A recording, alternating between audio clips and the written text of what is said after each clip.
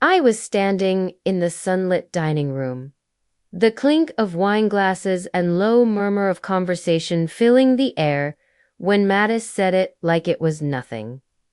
25 million. I sold it a long time ago. The words landed like a slap, slicing through the calm like shattered glass.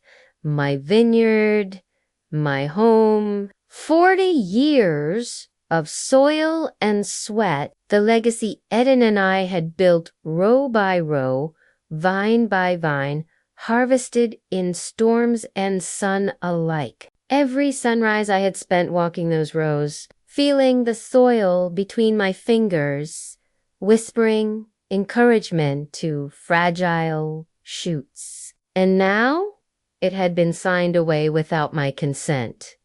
Serenia, seated beside him, leaned back with that slow, knowing smirk, like she had been waiting for this moment all along. My fingers tightened around the fork, silver tines clinking against my plate, and I forced my voice to stay steady.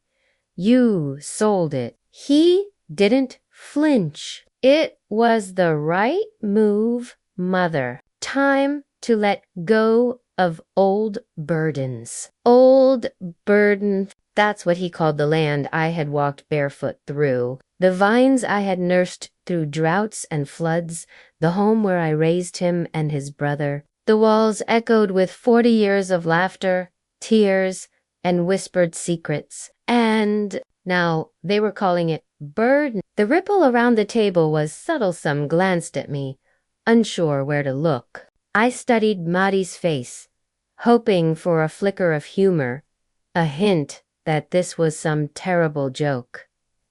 But no only confidence, the arrogance of someone who believed he had already won. I left the table without another word. That night, I couldn't sleep. Every creak in the house sounded like mockery. The moonlight spilled across the kitchen counters where I had chopped vegetables for decades, and I could almost hear Eden's voice whispering, "We built this together. Don't let them take it." By the next morning, reality hit harder. My phone rang. Harold came, an old friend, a branch manager at the bank I had trusted for decades.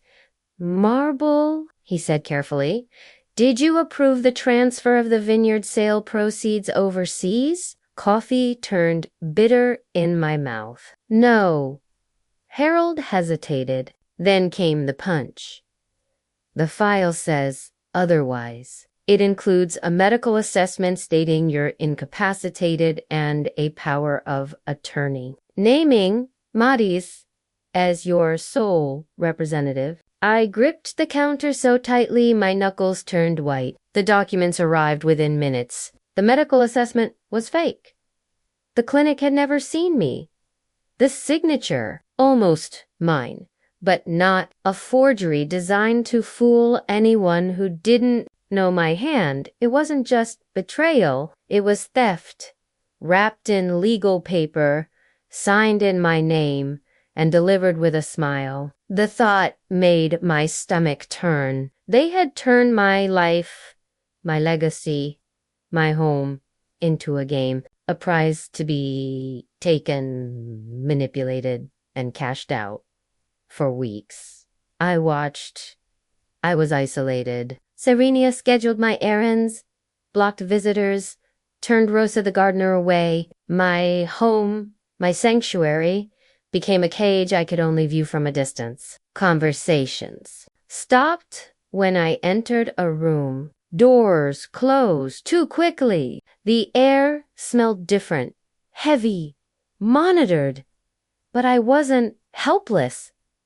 I knew their arrogance would be their undoing. I moved slowly, played the part of the weary, forgetful mother. I left small mistakes for them to notice: a misplaced cup, a half-remembered date, little crumbs of evidence that I was supposedly fragile, distracted, incapable. And all the while I was collecting dot. Then Lydia Harcourt arrived. Sharp, precise, carrying the proof I had been piecing together, the forged medical evaluation, the notarized power of attorney, and the preliminary sale agreement for the vineyard, dated weeks before that fateful lunch. "You've been set up," she said plainly.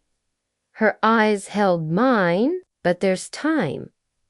The plan formed quietly, like a slow fire. I would bait them into revealing everything, every boast, every careless detail, every hint of where the money would go, recorded and stored. 2 mornings later, I invited Matthysse and Serenia to tea in the garden. The sun warmed the vines as I moved slowly, feigning fatigue. My softest cardigan hung around my shoulders, a signal of vulnerability I didn't feel.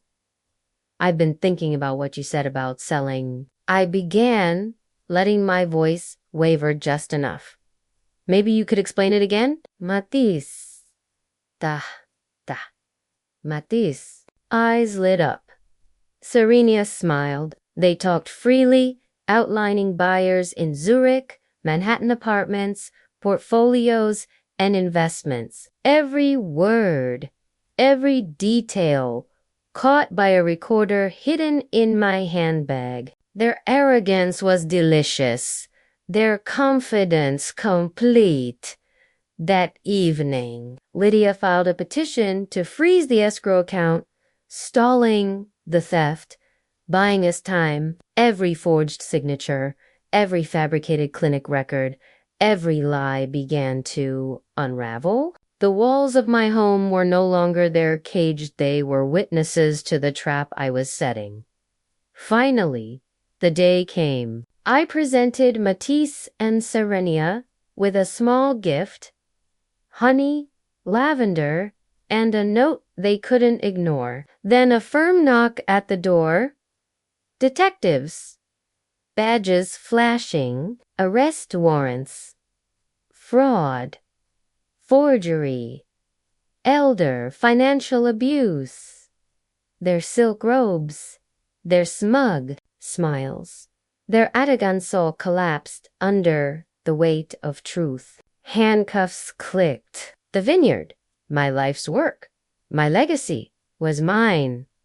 Again, I walked through the rows of vines, feeling the soil beneath my feet, remembering every storm weathered, every harvest endured, every joy and tear. It had survived droughts, floods, pests, and betrayal. At the guest house, I imagined women who might need a safe haven, those whose families had tried to take everything from them, just as mine had. The idea had been forming quietly for weeks, and now it had shape. Purpose. 2. I closed the door behind me, listening to the hum of crickets, letting the twilight settle across the vineyard. The storm had passed, but the roots deep, unshaken, and wholly in mind. And in that quiet, I smiled, because I hadn't just survived. I had rewritten the story